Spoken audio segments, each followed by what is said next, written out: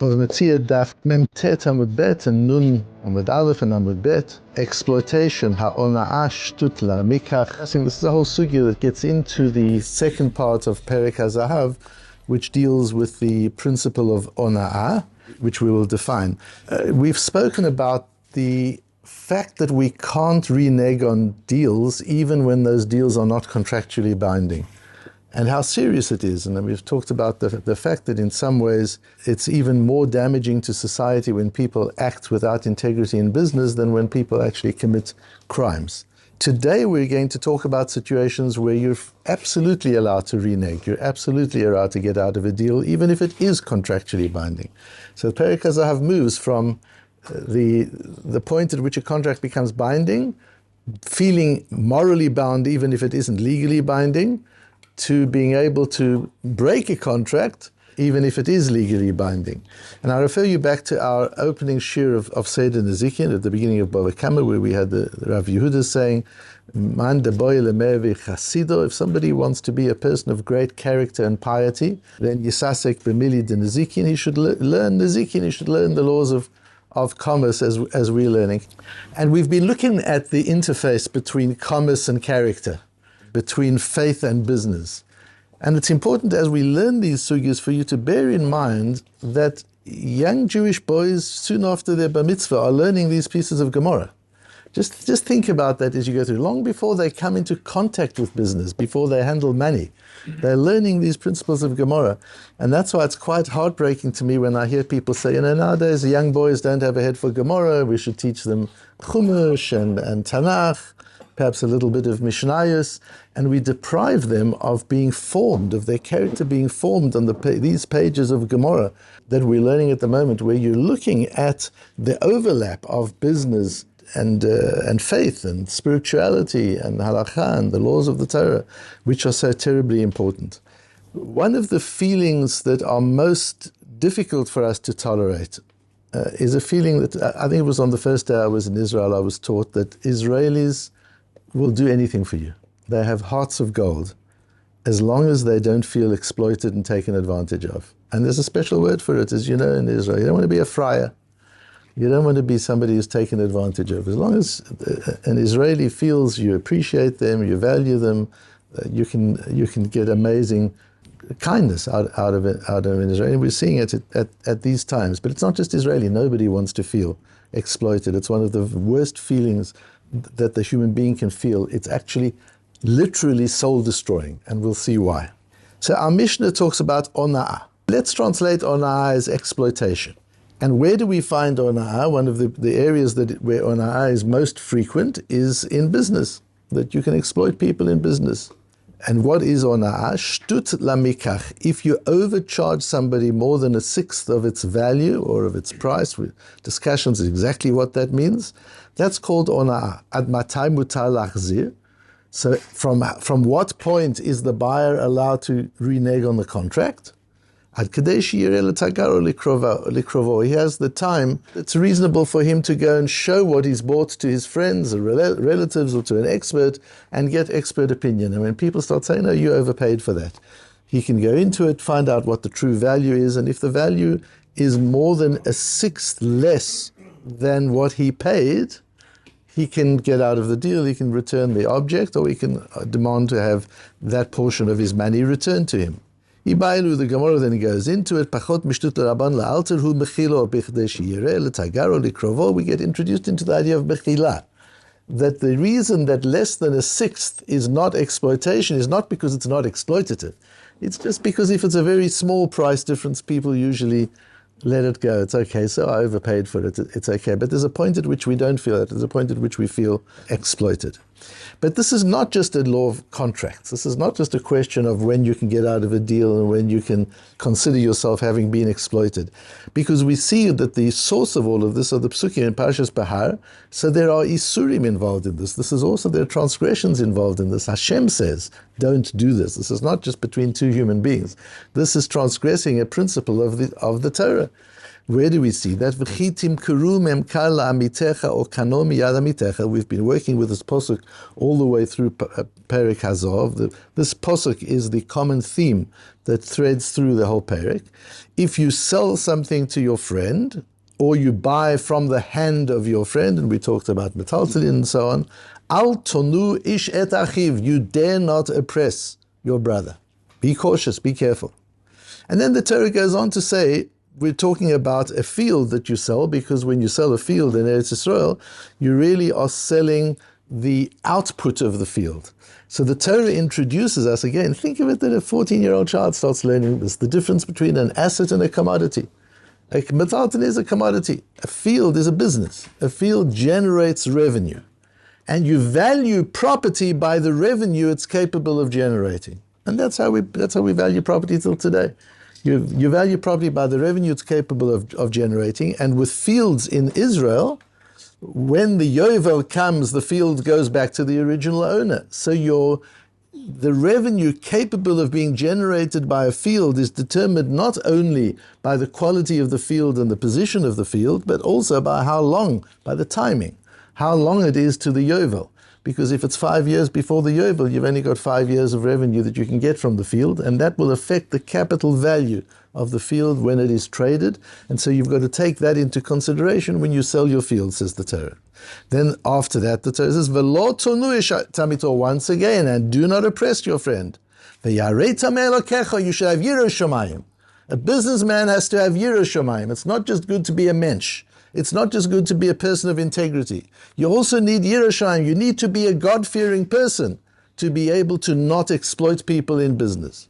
Ki ani Hashem Elokechem, because I am God, the Lord your God. Says the Ibn Ezra. Why does it say v'lo tonu twice? That's the big question on this piece of Chumash. Why does it say you shall not oppress twice? Says the Ibn Ezra, one for the mocher, one for the koneh.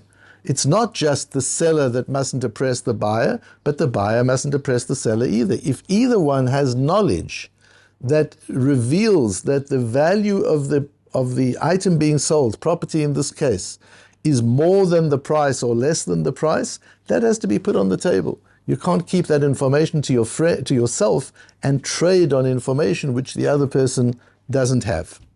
And we see that the idea in the United States, there's a principle of buyer beware. If you're buying something, it's your job to do your research. You can't blame the seller for not giving you all the information. We see in the Torah that's not so. Both buyer and seller have to work together to make sure that the deal is based on disclosed information. And the reason that there's a difference in price is because it's worth more to me than it is to you. You need cash, I need a field, and therefore I'm willing to pay more than you see the value for it, and so we do a deal. Not because I know something about the field that you don't know. That's already oppressing somebody. Imagine how many deals that cuts out. Just this principle. Why? Because I am the God of both of you. You both have one God. And you're both going to sit in front of me at one stage. And we're going to evaluate the ethics of this deal. And I will take payment from anybody who has exploited their friend. The Sforno goes further. All we're really doing today is just understanding the principle. It's an introduction to the principle of onah. Says the Sforno. Be careful what we're saying. When you sell, in no deal should there ever be a case of exploitation.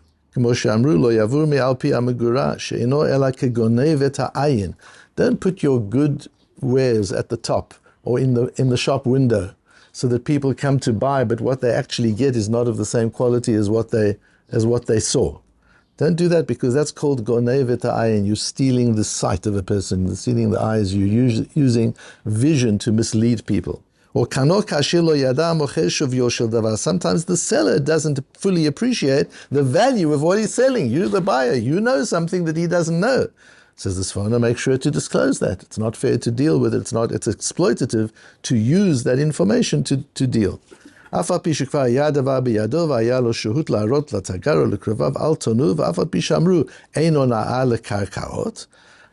Sforno, we learned back on Daf Mem Zayin, only 3 or 4 Daf previously, that when it comes to karka, Rabbi Yochanan said, when it comes to fixed property, there's no onah, there's no overpayment. You can't overpay for property.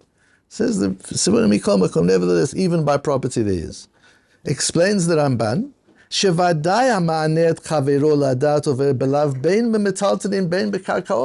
Ona'ah is not just a matter of commercial contract and an issue of whether you can renege or not, whether you can ask for your money back or not, whether you can recover the price difference or not. That's one piece of ona'ah which our Gemara deals with. But there's also an isur of ona'ah, over belav, there's a transgression of ona'ah.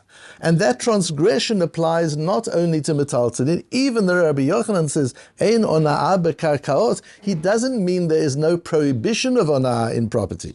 He means that you, on the commercial side, you can't reclaim, you can't renege on ona'ah by property, and we'll see why. But certainly it's prohibited to overcharge for property as well. In our Gemara, in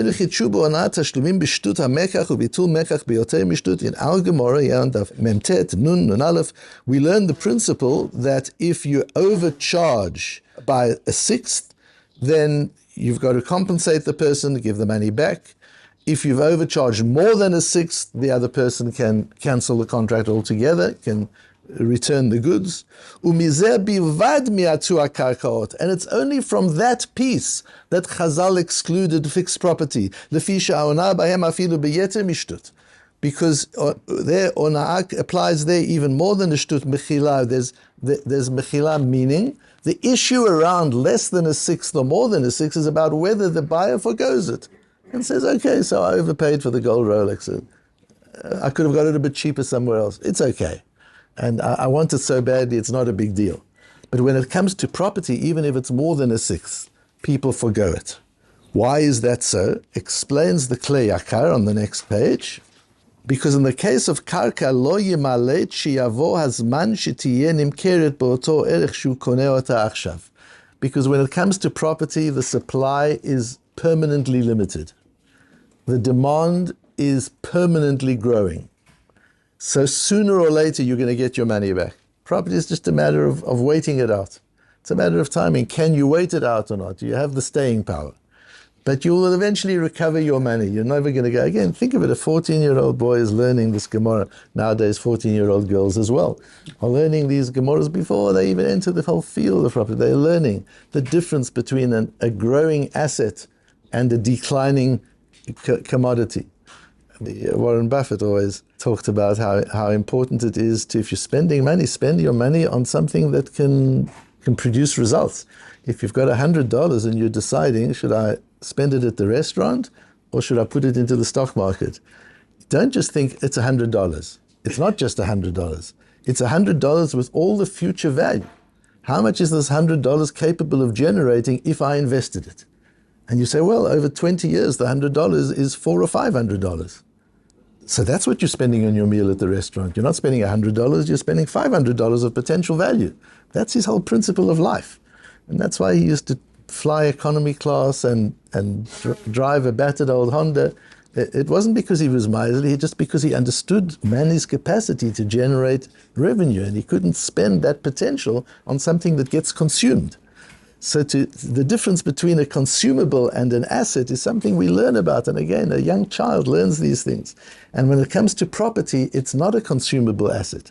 It's a growing asset. And if you can sit it out, it will eventually, you'll get that money back. And therefore people are moichel.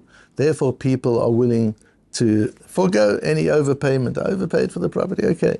Eventually it'll come back to me.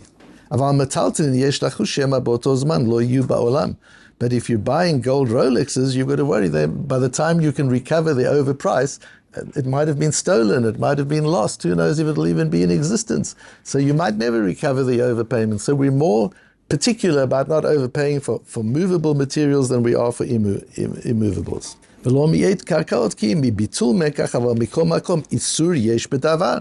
Once again, the Klei Yakar learns like the Ramban. The only difference between property and movable commodity and movable objects is the ability to renege on the contract.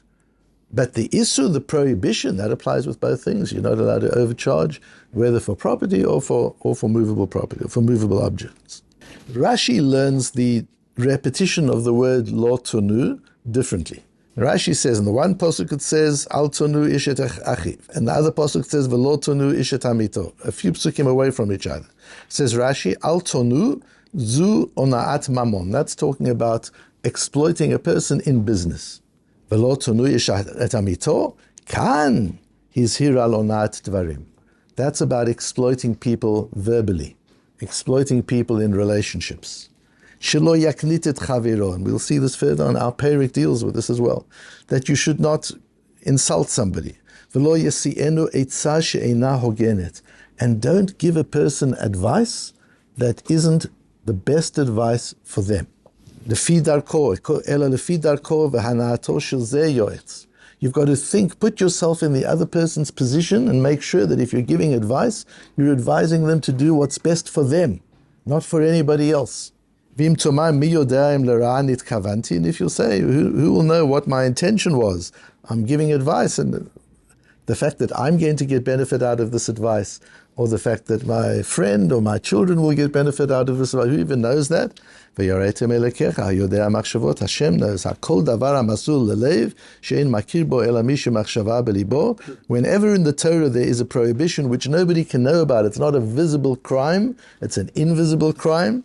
Any of those situations, you've got to have Yirah Shamayim. At the end of the day, God is part of the deal, and you've got to watch that as well.